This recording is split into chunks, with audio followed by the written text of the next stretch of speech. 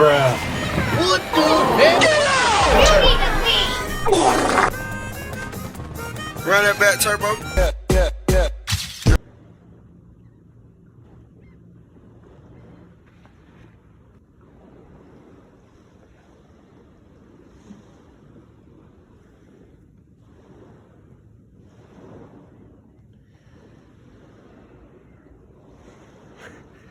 Hey guys, yeah, it's been a while. It's been a few months since I last posted, and things have definitely changed, and I just kind of wanted to regroup and talk. Sorry I haven't posted in a while. I've been busy. I know I said I'd make it more recent, but yeah, I've just been busy. As you can see, we're at the beach. I'm on a trip. Yes, I just graduated about last Friday.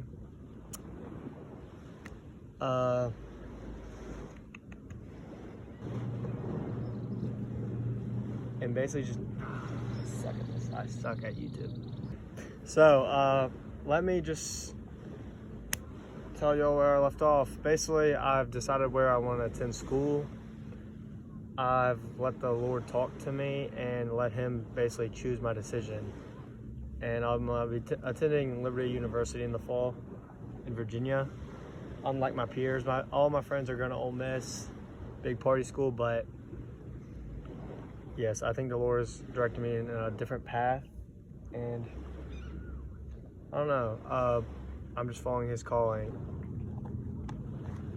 But yeah, my subject for the video is basically I wanted to talk to y'all about never let anyone change you or give in to peer pressure. Peer pressure is what it sounds like, your peers pressuring you to do things. You don't have to do anything for anyone.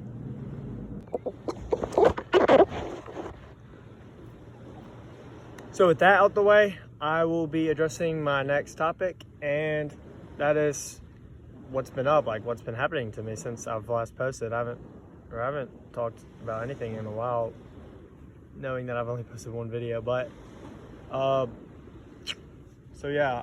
This week I started a challenge, or last week, and I just want to tell y'all about it. I decided to delete social media. You know, growing up, popularity was always a big factor for me. Like on Instagram, I chased a lot of followers and I had a lot. And on Snap, you know, I was always adding cutest girls, keeping up with popular friends, and all those check boxes. But yeah, I decided to delete all my social medias. Instagram was by far the hardest for me, and so I deleted my social medias, and this whole week I've averaged just over a little over 2 hours, and it's really been Clash of Clans only and messages, of course. But yeah, and what led me to do it was just, first, I just know it's not good for me, and second, like God telling me just to appreciate his nature. You know, everything's beautiful, and I'm at the beach, I'm looking around, I'm actually reading for once in my life. I've started reading the past week. Here, I can show y'all. This bag, started reading, super good book. Doesn't matter though. The best book is Holy Bible, which I've also been reading a good bit more. You know, instead of Instagram or snapping at night, grab one of these bad boys and just start reading. And so I was in my room last night. Well, first last night I was looking at the stars on the beach, just appreciating his nature. No phone. Granted, I'm at the beach, I should be doing that. And sorry, I'm still a little awkward on camera. Get better at that. But then I went to my room and read the Bible, and I landed on Ecclesiastes 4, and I started reading it. And the main verse that stuck out to me, I used to hear my football coach say it a lot. It's Ecclesiastes 4:9, 2 are better than 1. Now, what does that really mean?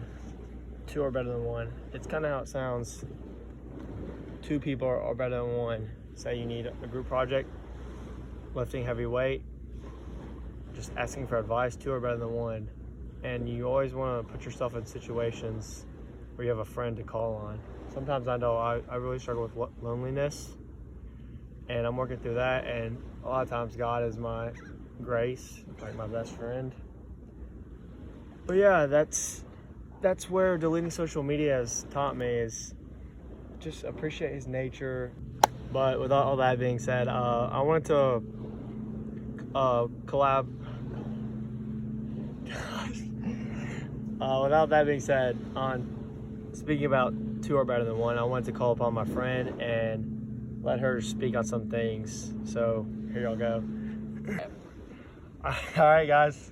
Here's Mamie, my friend. If you don't mind, introduce yourself, Mamie. Okay, hey everybody. My name's Mamie Mikovich. I just graduated from PCS with Knox, and I'm going to Baylor University next year, and I'm really excited. And I've been a Christian now for about 4 years, so I have some experience. Good, Mamie. But yeah, can I ask you about Baylor University? Why Baylor University? Is there any reason behind it? Yes. So I was hesitant on picking your college because I wanted to make sure that the people there really loved God. And I went to Baylor on campus, and I did an in-person tour. And for the first 2 days, I wasn't like feeling God's presence there, so I was really like hesitant to go. But by the third day, I did a tour, and the staff there really showed me the love of God. And the first thing they said to me was that we're unapologetically Christian. And just from that moment forward, I really felt God's presence there through all the people and all the students, and that really like urged me together. So mainly because God's there. Sweet. Yeah, I just told them about Liberty, how I chose that, and great. That's great to know. But yeah, the subject for today is that I want to talk about is don't change for anyone, basically. Do you have any thoughts on that? Yes, I have lots of thoughts on that. So for anybody who's in any type of environment, if you're a Christian, you're gonna be surrounded by the majority of people that don't make decisions like you, and it's always gonna make you want to change for other people. Like right now we're on a trip, and it's kind of hard because you kind of want to change a little bit so that you might feel more included, or that you might be like seen by more people. But it's really important to remember that like no matter what gift or reward you think you're gonna get, like just choosing to honor God and to stick to the ways that might not fit in with everybody else is always like the best way, even if you feel a little bit alone. Yes, I totally agree. I think peer pressure is a real thing, and it's in the name. We overlook that. It's peers, friends pressuring you. You should never get in. You should never give away what God, like how he created you. Give away, like resemble your strengths. And yeah, what she said, like don't change for anyone. God has you. He made you how he wanted you perfectly in his adaptation, and we need to represent his image. Okay, man, I wanted to address you about the topic of basically like social media and what was valuable about appreciating God's creation and just using your time wisely, thinking, reading the Bible more, all the things that come with it. Okay, I got you. So about, I want to say like a month ago, I have social media back now, but I was really at like a stuck place with God, and I was reading my Bible every day, I was praying every day, and I was doing all the things like quote unquote right, and I like even my heart was in the right place, but I just felt so disconnected from God, and just like really like there was something blocking me from God. So I reached out to one of my youth mentors at church, and she's married now and has a baby, but she's still really young, and I just explained to her a couple things going on in my life. And I had like a random urge to delete Snapchat while I was texting her, which I never had in my life before ever, so it was really weird. But she responded to me a couple hours later after like reading the long text I sent her. And whenever she responded, the first thing she said was, I know this is extreme, but what worked for me was I deleted Snapchat and Instagram for 2 years. And whenever she sent that, it was such a confirmation for me that like, because it was never something that I realized like that social media distracted me from God, because I'm not a big social media person. I don't get on it a lot, I don't use it a lot. But even if you don't use it a lot, you don't think you idolize it, it definitely was a huge change for me. So I deleted it immediately, and literally that night and the next day, I was so moved by like the Holy Spirit. I was doing my Bible reading and my praying and stuff, but this time like I actually felt God there, and like I actually like could hear God and listen to him. It's the point where I was like texting all my friends, like telling them how good he is and things like that, and just like really allowing the Holy Spirit to like move in me and like allow him in me. So like just, you don't realize social media like how much it affects you even if you use it minimally, and it really just does distract our minds and like take us away from like God's creation. That's great. Yeah, I totally agree with that. Like God, he's gonna be knocking on your door, sending you messages. And like Mamie said, she listened, she felt it. Like, that's good timing, that's God's timing. And it worked for the better. And I'd like to challenge you guys to listen to God, see if he's knocking at the door, if he's sending messages, because I can't think of the word, but You got it. no, I really can't.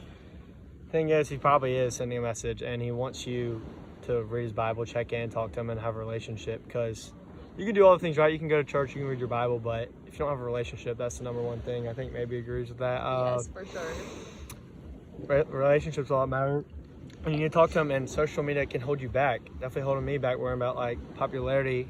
And if maybe would like to talk about the next thing I'd like to talk about is sometimes you gotta drop your popularity to chase the things that really matter, like God. Maybe would you like to talk about that? Yes, I would love to talk about that. So, like Knox said it perfectly, sometimes you quite literally have to sacrifice what like your old social life was, or what like your old like popularity status was, in order to fully pursue and chase God. And kind of along with like what we were just saying is like really listening to God. Sometimes it's really hard to listen and be obedient to God, because God's like, hey, don't hang out with that person, or decline that invite, or like, hey, like you need to like just not listen to what they're telling you whenever you're asking them advice, or even not going to like a really good friend for advice is something that you would normally do. Like just little things like that are that God's asking you to do in order to be obedient to him, because like he sees things you don't see, and he knows like how that person's pouring into you. And just things like that are hard, because it's asking you to sacrifice maybe your popularity and maybe your social life, Like Instagram. and, yes. And so for me, like it has led to me getting invited to like less things, just because of like how much I love God, and like how like I radiate like his presence where I am. And whenever you radiate your like God's presence and God's love, people like, you know, Your they joy, they like cling on to it. yes, and like, you know, so they feel God there too, which is a really great thing. But I just want y'all to know that like whenever you do fully like surrender to God, and you feel like you're losing your social life, and you maybe, I promise like God will provide, like maybe it's like 2 or 3 or like even like a group of really good Christian friends, but just like stick with God in that season that may feel really lonely, because whenever you do get those friends that like are Christian friends that like lead you closer to God, it's so worth it. Like I have like just 1 or 2 friends that like make up for Yes. any amount of friends in the world. Like I said, the verse, 2 are better than 1. You always need one person you can rely on it. And that might be God, but chances are it's a person that you can cling to. And you see God through, because like the way people love, that's like, I've realized this over the years, but I'm always like, God, show me your love, God, show me your love. But like God shows you his love through how other people love you. So like for example, like one day I was just like really like, God, I want a hug from you, but I know you can't give me a hug. And when I tell you, I got like the most hugs I've ever gotten that day in my life. And I got home and I like sat down and I was like, wait, all those hugs were from God. And I was like, that's really cool, because like that's just how God shows his love for us. It's really cool. yeah, that's great. Fair enough. Okay. Yeah, God, one thing I want to say is I've definitely changed through senior year, found God. And before that, I would be like, you know, through anger, sadness, anything else, I would just be mad. And I'd be like, God, why aren't you there? Why aren't you there? I have no friends, because you know, as y'all know, loneliness is my biggest problem. But I'll say, through finding God, even when I'm sad, like say last night I was sad, then I'm happy. I've been happy for the last 1.5 years, because I found God, and I know it's all for, everything has a reason. Yes. Everything has a So true. reason, and it's, you know, there's always highs and lows. And Yes. my lows, the difference now is I had lows back then, but my lows now, I'm happy and I see the future in the process. But yeah. All right, guys. So it's been a fun little reflection. I'd like to call upon Mamie. Mamie, do you have any ending thoughts, any verses you'd like to use? Yeah. We're gonna look at 2 Samuel. Oh, do you want me to get my Bible? Yes, I would love that. All right. Send my backpack here. Okay, so we're gonna look at 2 Samuel chapter 22, and we're gonna start in verse 31.